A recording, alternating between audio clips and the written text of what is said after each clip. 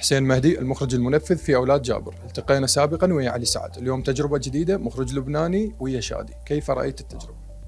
والله تجربة جميلة جدا، وكل مخرج له رؤيته الخاصة وكل مخرج له مدرسته الخاصة. هذه درامية هالمرة، ديش مرة كوميديا. المخرج الشاطر يجيد كل أنواع الدراما، إن كانت كوميديا أو تراجيدية. التجربة ويا غالب جواد، بقية النجوم، دكتور غانم، أستاذ جلال كامل، شلون تصف هذه التجربة؟ أقدم منك، أكبر منك، أكثر خبرة؟ طبعا هم أساتذة وتجربة جميلة جدا، وأثناء التصوير يزرعون المحبة والخير دائما بيننا. تحارش شوي المخرج اللبناني أم العراقي؟ الصراحة جاوبني جواب دبلوماسي.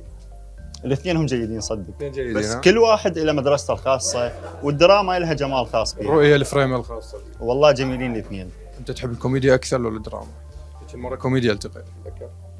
الاثنين والله ما راح تطيح جاي. صدق اثنين. وين راح ينعرض؟ موعد العرض، عدد الحلقات لأولاد جابر. هو عدد الحلقات 15 حلقة بإذن الله، راح ينعرض في رمضان، وراح تكون يعني دراما قناة؟ مهمة. العراقية.